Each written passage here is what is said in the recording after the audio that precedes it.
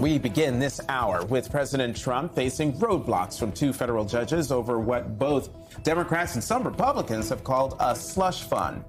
A federal judge in Virginia temporarily blocked his nearly $1.8 billion so-called anti-weaponization fund from paying people Trump claims were wronged by the federal government. And late yesterday, a federal judge in Miami said she is now investigating the settlement of Trump's lawsuit against the IRS that laid the groundwork for the fund. There's new reporting from the Wall Street Journal that top aides have discussed whether the president should kill the fund, according to people familiar, as concerns grow about its viability. Now, this all comes as President Trump's retribution campaign grows by the day to include American private citizens now targeted by his Justice Department. E. Jean Carroll, who brought two civil lawsuits against Trump, and one is at the center of one investigation. The DOJ is probing a nonprofit linked to billionaire Democratic donor Reid Hoffman over its funding of Carroll's legal bills. They're looking into statements Carroll made in her deposition in 2022 about funding for her civil cases. Meanwhile, the Washington Post reports the FBI has reportedly interviewed current and former election officials in Milwaukee, Wisconsin, about the 2020 election. That's according to two people familiar with their activities. Joining us now, Senator Chris Murphy of Connecticut. His new book is Crisis of the Common Good, The Fight for Meaning and Connection in a Broken America. And we're going to talk about the book in a moment. Senator Murphy, thank you for coming back to the weekend. Before we get into that panoply of things I talked about in the introduction, I want you to put on your hat as a member of the Senate Foreign Relations Committee and just get your thoughts on the details of a tentative memorandum of understanding with Iran pending Trump's approval. Let's put up some of the points here. Shipping through the Strait of Hormuz would be, quote, unrestricted. Iran would have to remove all mines from the strait within 30 days. U.S. naval blockade would be lifted in proportion to the restoration of commercial shipping. And the U.S. would issue some sanctions waivers to Iran to sell oil. Now, excuse me, and now I read this mindful of the fact that we have been here before with these kinds of announcements only to have nothing happen. Are we in a similar position now? Yeah, well, I guess that's the bottom line, is that they've been telling us that there's an imminent deal for over a month. That seems to be just a political message to try to make people believe that they care about costs, or it's a message to the market, but there's no deal. So I'm not taking any of this seriously until there's actually signatures on a paper. My position is pretty clear. This war needs to end. I'm a little agnostic as to what the terms of the deal are, because every day that this war goes on, it is making America even more humiliated in the world. It is making Iran stronger, and it is destroying our economy and people's lives. He made an enormous mistake to get into this war, and he should just get out of it. But if this deal is real, then let's just be clear about what's happening here. We are literally paying Iran billions of dollars to get back to exactly where we were before the war, except for the fact that Iran will have now more leverage and more power going forward when we try to sit down with them and negotiate other things like an end to their nuclear program. So basically, Trump is saying this whole thing was a disaster. Over a dozen Americans were killed. Thousands were killed in the region. Billions were paid by American consumers. All of it was unnecessary. And in order to get out of it, we're going to send Iran a payment of multiple billions of dollars. What a disaster. What an epic disaster this war was. And this deal is an effective admission of that. Senator, I want to shift over to the DOJ and this reported investigation. Either it's into Reid Hoffman or it's into E. Jean Carroll. The administration is obfuscating a lot of this. But when I hear about these, it doesn't feel like it's about the lawsuit only. It doesn't feel like it's about the investigation only. It feels like it's a signal. And I'm curious what you think this Reid Hoffman, E. Jean Carroll moment is signaling to, and who is it signaling that signal to?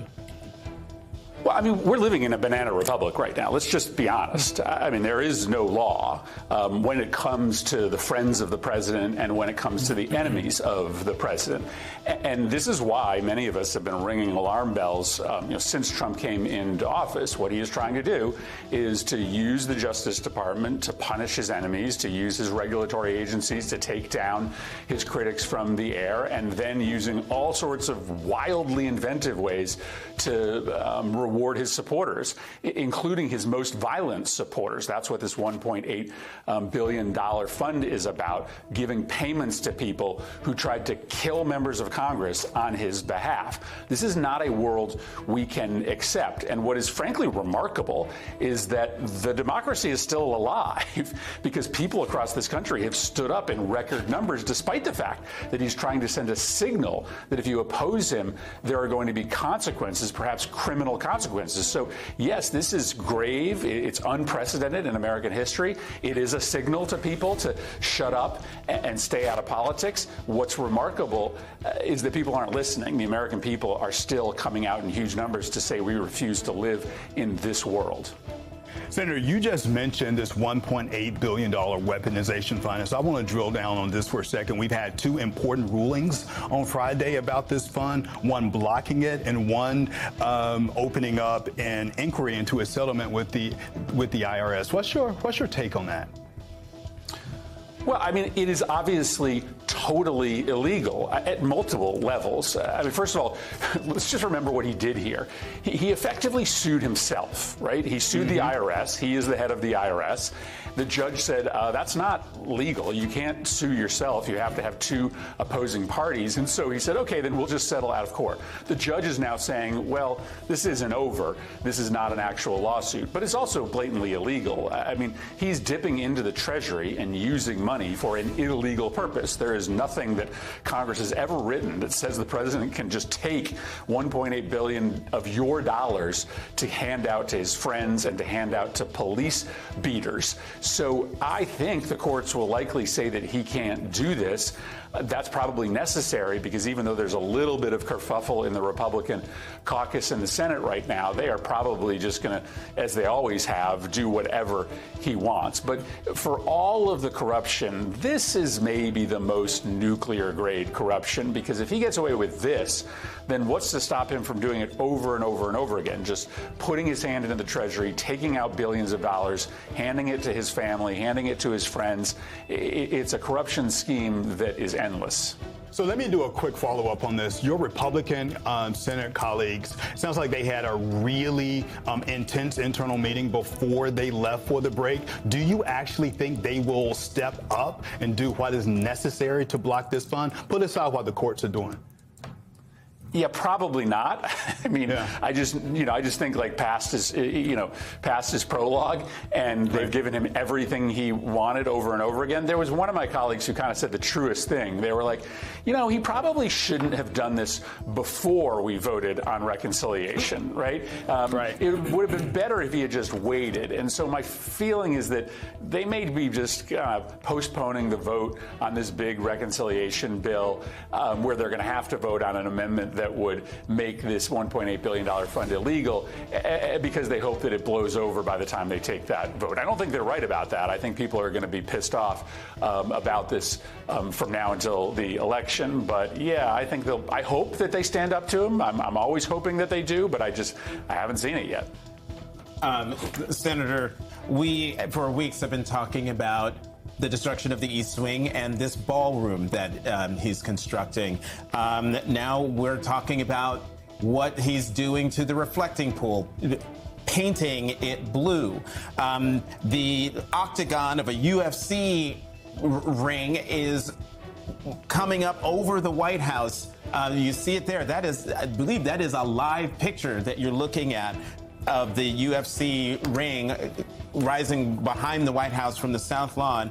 And now, Senator, we're talking about an effort to put Donald Trump's face on a $250 bill.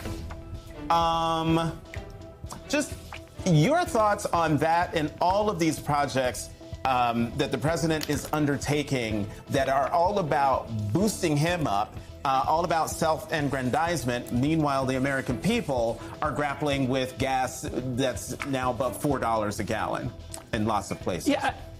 Yeah, I mean, just to be honest, like there's some of these projects that are outrageous to me. There are others that like I'm not that exercised about, like the UFC fight, frankly. But like what's happening here is that the president is working on everything except for the things that matter, right? He is not working on ending this war. He is doing nothing about bringing down gas prices.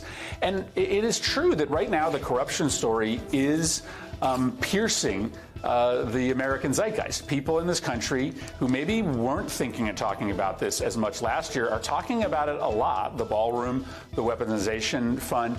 And that's because it's now so clear that he doesn't give a damn about the American people. He literally said it. I don't think about your financial situation at all when I am continuing this war in Iran. And so maybe people were willing to look the other way. Some people were willing to look the other way at his corruption because they had just baked in the fact that he was corrupt last year. But now, when his corruption and all of the time he spends on his ballroom and putting his face on money is just clear evidence that that there's actual consequences for that to people because he's doing nothing to help them, that's when I think it becomes, absolutely unacceptable and will become a deeper and bigger problem for Republicans politically. Senator, we're talking about the political ramifications of these decisions made by the president, especially on Republicans. But I talked to some Democrats, and what I've heard over and over again from folks is like voters see this, they feel it already. But we know in politics, you also have to make that last with everything going on, and you have to actually make people feel it every single day as people that are going to be out there campaigning. And so, how does the party make sure that they do that between now and November? Well, and I know we're going to get to the book, but I talk about this in the book, though the book is not really a book about political analysis. I do think it's important for us to recognize that, most Americans think we're all corrupt. And it's not true. Donald Trump's corruption is totally unprecedented. No Democratic president has ever done anything approximating what he's doing. But the system itself is totally corrupt. Money rules politics today, much more so on the right, but money still has a lot of influence on the left as well. And so if we want to make people believe that Democrats are going to do something about the corruption, we can't just be focused on his corruption. We have to admit that until big money, corporate money, anonymous money is out of politics, it's going to infect the whole business. And we just haven't always done that as Democrats. We don't make getting big money out of politics our number 1, 2, or 3 issue, and it absolutely should be. So for us to be credible in taking on Trump's corruption as we head into this election, we've got to make it clear that if you give us power, we're going to do a whole bunch of things, and we should list them 1, 2, 3. I think the House just came out with an anti-corruption agenda that's really good, that's going to make clear that corruption is unacceptable. Trump's very specific breed of corruption, or the corruption that comes with money in politics on the right and the left. Make the list, and then when you get in power, actually work on the list. Senator Murphy is sticking with us through the break because coming up next, we are going to talk about that book. We'll discuss the senator's brand new book on how everyday Americans can find purpose, connection, and happiness in a broken America. You're watching The Weekend.